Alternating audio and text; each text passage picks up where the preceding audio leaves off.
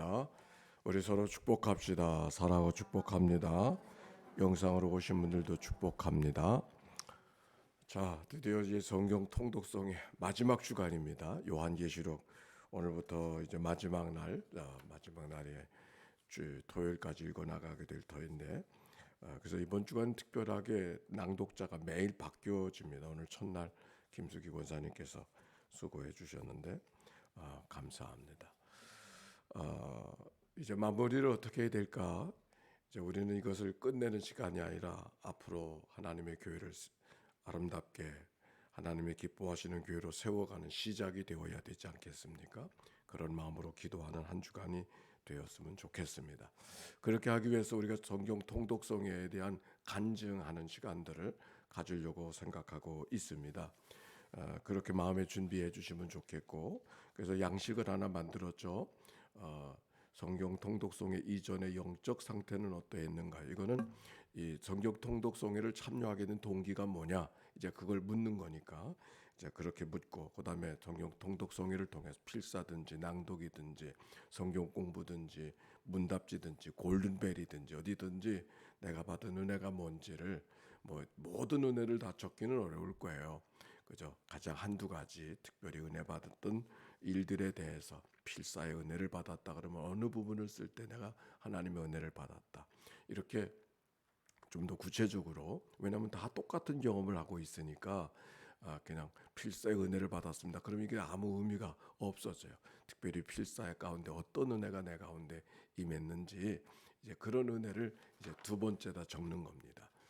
세 번째는 이제 하나님의 교회를 위해서 하나님 나라 사업을 위해서 어떤 마음의 결심이 되어야 되지 않겠습니까? 그 결심을 적는 거예요. 그러니까 어떤 동기로 이 성경 통독성에 참여하게 되어졌는가? 두 번째는 어떤 은혜가 내게 있었는가? 세 번째 내 결심은 어떠한가 하는 그 세 가지를 마음에 정리하셔서 이번 주간 안에 준비하시면 좋겠습니다.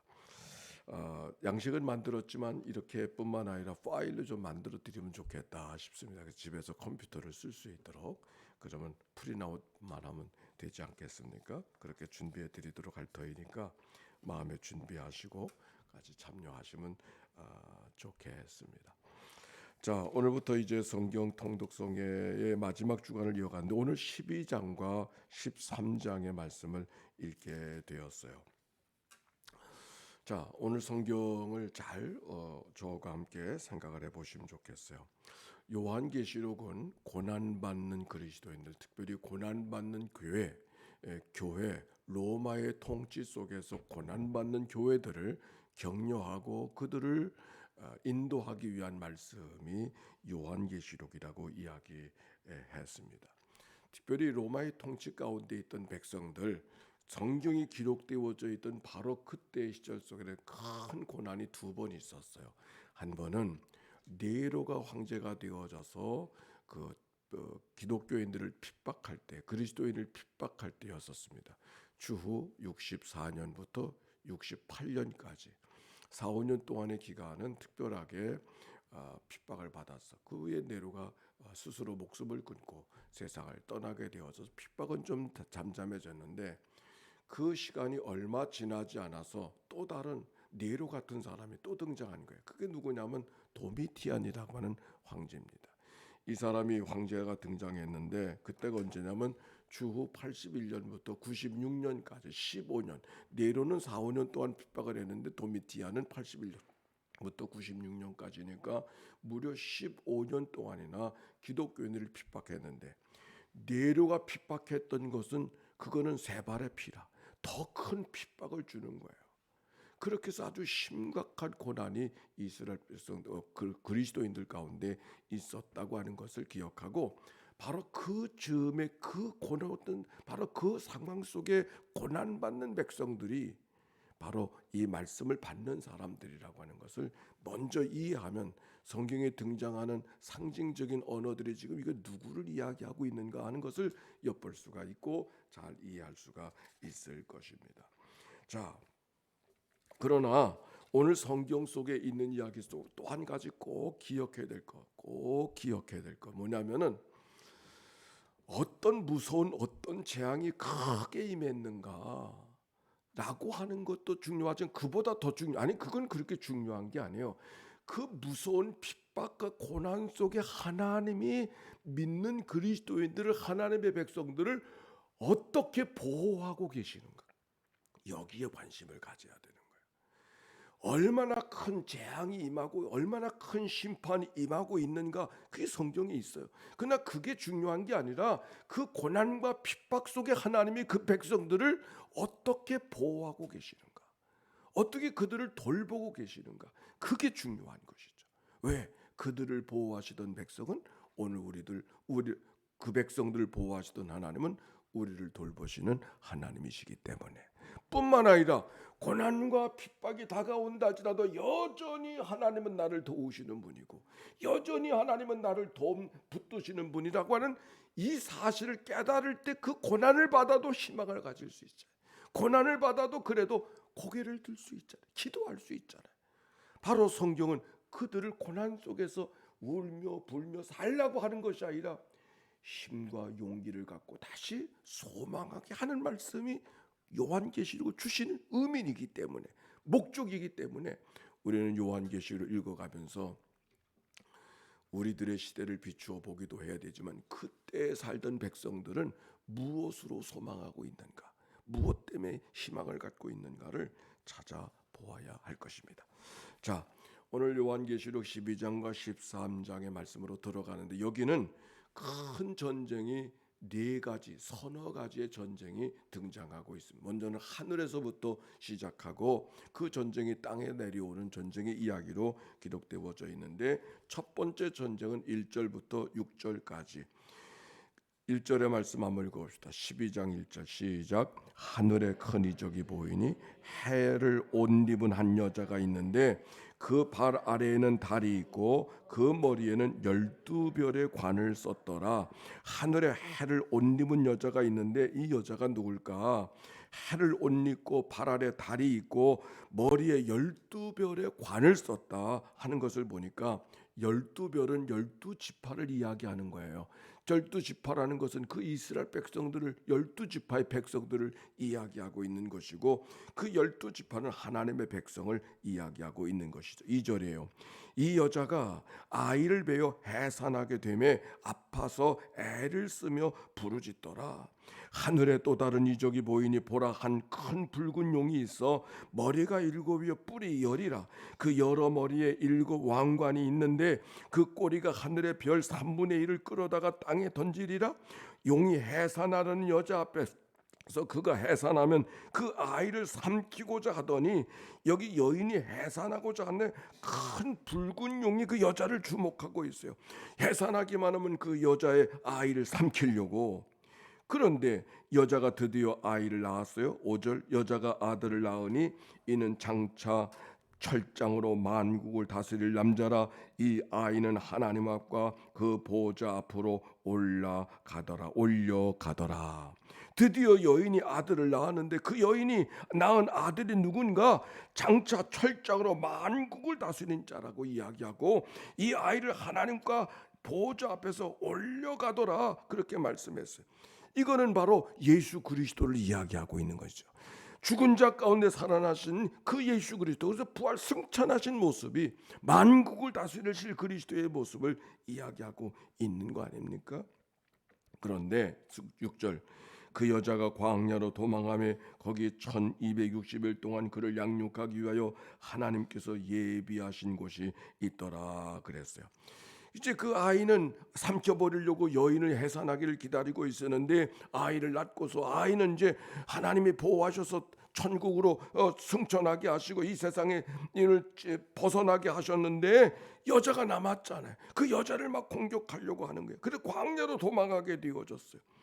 거기서 1260일 동안 그를 양육하기 위하여 하나님께서 예비하신 곳이 있더라. 피할 곳이 없을 것 같았던 여인이었고 지금 사단의 공격을 받고 있는데 그 공격 속에서 피할 곳이 있었다 그랬잖아요. 여기 그를 양육하기 위하여 하나님께서 예비하신 곳이 있더라, 그렇게 말씀하고 있는 거예요. 여기 여인 누군가? 그리스도를 낳은 여인이라 그러면 아마 우리는 마리아를 생각할 거예요. 이 해석 때문에 이 해석 때문에 갑자기 하나님 어머니가 등장하고 그래서 이 장길자가 등장하고 이제 다 여기서 등장하는 거예요. 여기를 우리가 예수님을 낳은 어머니니까 마리아를 생각하게 되어지는, 근데 정말 그럴까? 이 말씀을 마리아로 생각하지 말고 예수 그리스도가 이 땅에 오실 때 누구의 자손으로 오셨어요? 다윗의 자손으로 오셨잖아요. 결국 마리아를 통해서 이 세상에 오셨지만은 이스라엘 백성 다윗의 자손으로 오셨다는 것을 생각해 보면 이것은 한 여인 마리아를 이야기하기보다 그리스도를 이 땅에 오게 한 다윗의 자손으로 오게 한 유대 백성들, 이스라엘 백성들을 이 어머니로 이해하게 되어지면은 이 말씀이 어려워지지가 않는 거예요. 자, 그렇게 이해를 하고 가는 겁니다. 두 번째 전쟁이 일어나게 되어지는데 7절부터 있는 말씀이에요. 시작. 하늘에 전쟁이 있으니 미가엘과 그의 사자들과 용과 더불어 싸울세 용과 그의 사자들도 싸우나 이기지 못하여 다시 하늘에서 그들이 있을 곳이 없지 못한지라. 하늘의 전쟁이 일어났어요. 그런데 하늘의 전쟁, 사단의 역사가 있는데 그 사단의 역사를 하나님의 대리자였던 천사장 미가엘이 막아내시는 이야기가 여기 성경 속에 기록이 되어져 있는 거예요. 사단을 상징하는 용과 싸우는데 그 천사장 미가엘이 용을 물리쳐 버렸어요. 결국 용은 하늘에 있을 곳을 찾지 못하고 내쫓기고 있어요. 왜? 하늘은 하나님이 다스리는 곳이기 때문에. 그래서 하늘에서 패배를 당한 그 용 사단의 역사가 어디로 내쫓김을 받았는가? 9절. 큰 용이 내쫓기니 예쁨 곧 마귀라 하고도 하고 사탄이라 하고도 하며 온 천하를 꿰는 자라. 그가 어디로 내쫓기니? 땅으로 내쫓겼다 그랬어요. 그의 사자들도 그와 함께 내쫓기. 그래서 하늘에서 패배한 천사가 이 사단의 역사가 이 땅에서 이루어지기 시작하는 것을 이야기하고 사단만이 아니라 그 쫄개들도 같이 이 땅에 오게 되어졌다 하는 얘기를 지금 하고 있는 것입니다. 그래서 하늘에서 이제 싸우던 사단의 무리들이 하늘에 없어졌으니까, 하늘에서 쫓겨났으니까 천사들이 노래하는 이야기가 10절에 기록이 되어져 있는 거죠. 내가 또 들으니 하늘에서 큰 음성이 있어서 이르되 찬송하는 거예요. 이제 우리 하나님의 구원과 능력과 나라와 또 그의 그리스도의 권세가 나타났으니 우리 형제들을 참소하던 자 곧 우리 하나님 앞에서 밤낮 참소하던 자가 쫓겨났고, 사단이 쫓겨났음을 이야기하고 있는 거예요. 사단의 역사가 뭔가 하니 사람들, 하나님의 백성들을 이간질하고 꼬이고 고소하고 자기를 자책하게 하는 이런 일들을 범하고 있는 게 사단의 역사인 것을, 마치 이 말씀 속에는 에덴 동산에서 여자의 마음을 꼬이던 아담의 마음을 꼬이던 그 사단의 마음 꼬이는 거, 참소하는 거, 유혹하는 거, 그게 사단의 모습인 것을 여기 성경이 이야기하고 있는 것이죠. 우리 형제들을 참소하던 자 곧 우리 하나님 앞에서 밤낮 참소하던 자들이 쫓겨났고, 그렇게 이야기하는 거예요. 그래서 하나님을 찬송하고 하는 이야기가 오늘 성경에 기록이 되어져 있습니다. 근데 여기서 11절에 보니까 그 간교한 사단의 역사를 무엇으로 어떻게 이길 수 있었는가? 11절에 시작. 또 우리 형제들이 어린 양의 피와 자기들의 증언하는 말씀으로써 그를 이겼으니 그들은 죽기까지 자기들의 생명을 아끼지 않. 무엇으로 사단의 세력을 이겼는가? 어린 양의 피와 자기를 증언하는 무엇으로? 말씀으로. 그리스도의 피와 말씀으로 사단의 권세를 이겨낼 수 있는 줄로 믿습니다. 그것밖에 이길 게 없어. 사단의 역사가 얼마나 큰가 중요한 것이, 그걸 어떻게 극복하고 어떻게 이기게 하시는가 하는 것을 성경이 우리에게 이야기해 주는데, 사단의 공격받는 역사만 이야기하지 않고 하나님은 사단의 공격 속에서도 우리에게 이길 수 있는 기회를 주시고 능력을 주시고 그런 은혜를 허락해 주신 줄로 믿습니다. 뭘 통해서? 죄된 인생들을 위해서 대속해 주신 예수 그리스도의 어린 양의 피와, 그리고 오늘도 말씀을 통해서, 오늘도 그리스도의 은혜라 여러분의 삶을 일으켜 주신 은혜가 세상에 살아갈 때 죄뿐인 인생이지만, 그러나 죄뿐인 인생이기 때문에 고개를 떨구는 것이 아니라 그럼에도 불구하고 구속해 주신 하나님의 은혜, 용서받은 믿음의 사람으로 살아간다고 하는 이 하나님의 은혜가 늘 나를 붙들어줘서, 그래서 오늘도 하나님 앞에 고개 들고 이 아침에 왔잖아요. 뿐만 아니라 우리가 말씀으로 지나간 통독성회가 지나간 것 같이 그냥 지나가는 것 같지만 늘 그날이 그날처럼 보여져도 하나님께서는 우리의 삶 속에 보이지 않는 자리에서 우리의 삶을 말씀 앞에 다가서게 하고 깨닫게 하시고 하나님의 은혜를 받게 하시는 그 말씀의 역사가 우리 가운데 있기 때문에 우리가 여기 오늘도 이 아침에 있게 된 줄로 믿습니다. 사람이 떡으로만 사는 것이 아니라 하나님의 입으로 나오는 말씀으로 산다고 말씀하셨잖아요. 자, 그 얘기가 오늘 성경 속에 기록이 되어져 있는 것이죠. 이제 세 번째 전쟁이 시작이 되는 게 하늘에 쫓겨난 그 사단의 세력이 이 땅에 내려왔어요. 자, 12장 13절 말씀 시작. 용이 자기가 땅으로 내쫓긴 것을 보고 남자가 낳은 아이를 박해하는지라. 남자가 낳은 여자를 박해하는지라. 여기 여자는 무엇을 이야기하고 있는가? 아까 얘기했지만 내쫓긴 영이 남자가 낳은 여자를 박해하는지라. 그것도 앞이 아니라 뒤에서 공격하고 있다. 지금 이 분노가 여자에게 하늘에서 실패한 용이 사단이 하늘에서 전쟁에서 지게 된 그 분풀이를 지금 땅에서 하는 게 누구한테 하고 있는가? 하나님의 백성들에게 하고 있단 말이에요. 교회에다 하고 있단 말이에요.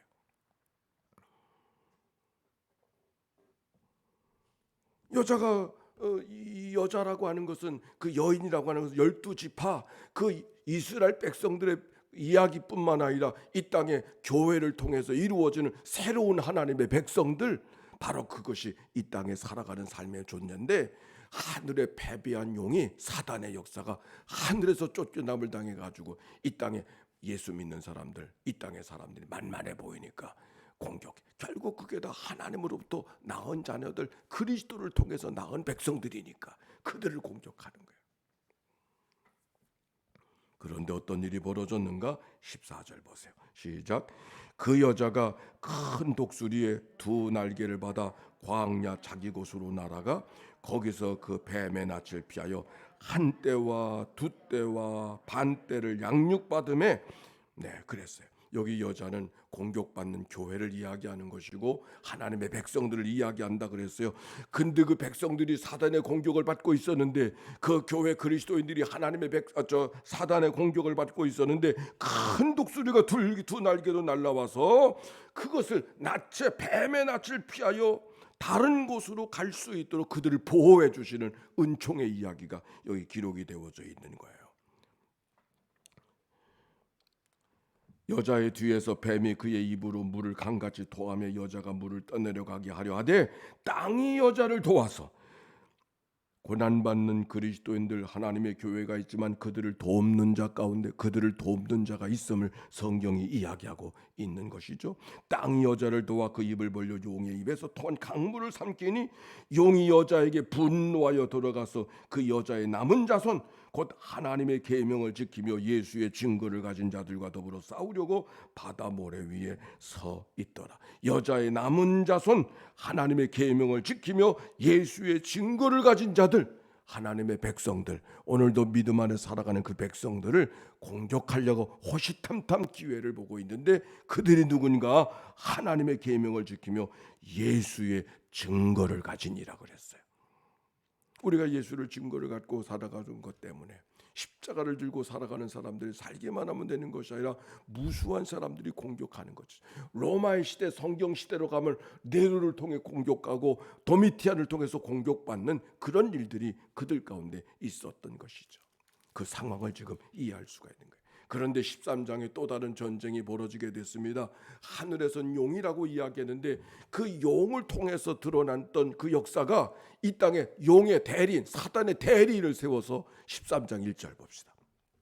시작. 내가 보니 바다에서 한 짐승이 나오는데 뿔이 10이요 머리가 7이라 그 뿔에는 10 왕관이 있고 그 머리들은 신성 모독하는 자들이 있더라. 용의 그 앞잡이를 하는, 그 대리를 하는 짐승이 나타나는데 두 짐승이 나타났어요. 한 짐승은 1절에 나타나고 11절. 내가 보매 또 다른 짐승이 땅에서 올라오니 어린 양같이 두 뿔이 있고 용처럼 말을 하더라. 그가 먼저 나온 짐승의 모든 권세를 그 앞에서 행하고 땅과 땅에 사는 자들을 처음 짐승에게 경배하게 하니 곧 죽게 되었던 상처가 나온 자니라. 여기 두 짐승이 등장하는데 이 두 짐승이 바로 로마 시대에 이스라엘 백성들을 핍박하던 하나는 네로를 상징하는 것이고 하나는 도미티안을 상징하는 역사인 것을 이야기하네. 그래서 13장 제일 마지막 절에 보세요. 16절부터 읽어야 돼요.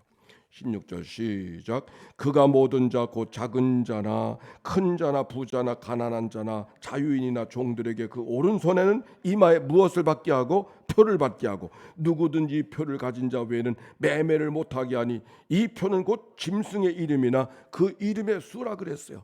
이마에 짐승의 표를 받게 하고 짐승의 표를 받지 못하는 자들은 공격하는 그런 사단의 무리들을 지금 만드는 거죠. 앞에 있었던 하나님의 백성들을 만드는 14만 4천 배는 전 다른 이야기를 지금 하고 있는 거예요. 그런데 그 표가 무슨 표냐? 18절에 보니까 시작. 지혜가 여기 있으니 총명한 자는 그 짐승 수를 세어보라. 그것은 사람의 수니 그의 수는 666이니라. 짐승의 표가 666이라 그랬어요. 666이라고 하는 게 뭔가 히브리 말로서는 알파베트가 숫자를 이야기하고 있는 거예요. 666은 666가지를 이야기하는 것이 아니라 666이라고 하는 것은 곧 네로를 이야기하는 거예요. 우리가 1, 2, 3, 4라는 아라비아 숫자는 처음부터 만들어진 것이 아니에요. 나중에 만들어진 아라비아 숫자가 없었을 때는 우리 한국 같으면 가 그러면 첫 번째를 이야기하고 가나다 그럼 1, 2, 3을 이야기한단 말이에요. 우리도 그렇잖아요. 우리가 글을 쓰다가 가나다라마 이러면 이건 첫째고 두 번째는 요거 가는 첫 번째를 말하는 거고 나는 두 번째를 말하는 거고 다는 세 번째를 말하는 우리 다 알아듣잖아요. 똑같은 형식으로 이스라엘 백성들 히브리 글자도 알파벳 순서가 숫자의 개념이 있는 거예요. 근데 그 숫자의 개념으로 히브리 글자로 네로라는 말을 읽어보니까 666이란 말이에요. 그러니까 네로라 그러면 안 되잖아요 지금. 왜냐하면 그 통치 속에서 그들을 얘기를 하고 있는 건데 네로라 그러면 안 되니까 네로라고 쓸 수가 없는 거예요. 666은 네로로 알아듣는 거죠. 그리고 도미티안 황제를 이야기할 때는 네로가 다시 살아난 것으로 생각하는 거예요. 살아난 것으로. 자, 오늘 성경에 있는 이야기 로마 시대 속에서 오늘 계시록의 말씀을 읽어갈 때 오해가 없는 그래서 네로의 핍박 속 이미 이때는 네로의 핍박은 지나간 때예요. 도미티안 황제 때 이 말씀이 쓰여져 있었었는데 도미티안 황제의 핍박 속에 네로가 다시 살아나서 그들을 핍박하는 그런 생각을 해서 바로 그 속에서 하나님의 보호, 하나님의 돌보심을 기록하고 있는 말씀이 요한계시록이라고 하는 것을 기억하고 우리가 하는 믿음 안에서 그 고난 속에서 이기게 하는 것은 예수 그리스도의 피요 하나님의 생명의 말씀인 줄로 믿습니다. 이 말씀으로 또 한 주간 승리하며 살아가는 그런 은혜가 모두에게 있게 되시기를 주의 이름으로 축원합니다. 함께 기도합니다. 하나님의 아들 우리 주 예수 그리스도여 이 죄인을 불쌍히 여기소서. 하나님의 아들 우리 주 예수 그리스도여 이 죄인을 불쌍히 여기소서. 하나님의 아들 우리 주 예수 그리스도여 인천연희교회 하나님의 사랑하는 백성들이 모여진 교회 그리스도의 피로 값주고 사신 하나님의 교회 오늘도 새벽을 깨워 말씀 앞에 있습니다. 저들을 사랑하신 하나님 저들을 구원하신 하나님 저들을 도우시는 하나님의 역사가 이스라엘 백성들 고난받는 그리스도인에게 있었던 것처럼 오늘 우리 가운데도 있게 하신 줄로 믿습니다.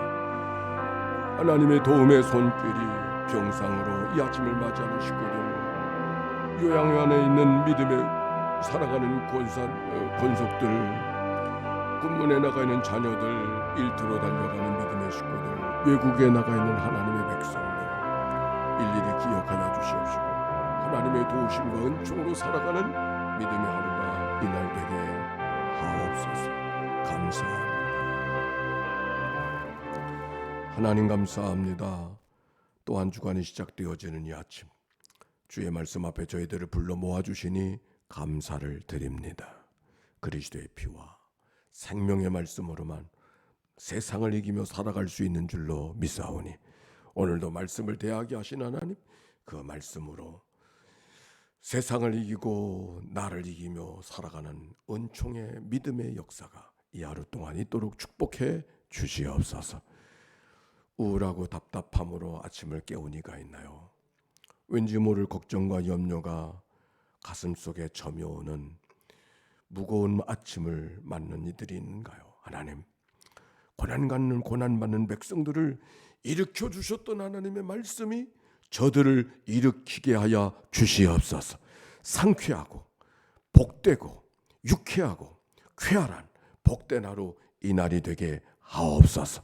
성령의 생명의 생기로 저들을 붙들어 주시는 이 아침 되게 하사 노래하고 감사하고 기뻐하며 살아가는 은총의 이 날 되게 하옵소서. 드려진 예물을 축복해 주옵소서. 천번의 제사를 만들어가고 하나님의 말씀 통독함으로 감사해서 드려지는 모든 예물들을 연락하시고 소원과 간절한 간구를 하나님 기억하셔서 복된 삶으로 채워 주옵소서. 예수님의 이름으로 기도했습니다. 아멘. 이제는 삼일째 하나님의 은혜와 사랑과 역사가 이제와 같이 영원히 함께해 주시기를 축원하옵나이다. 아멘.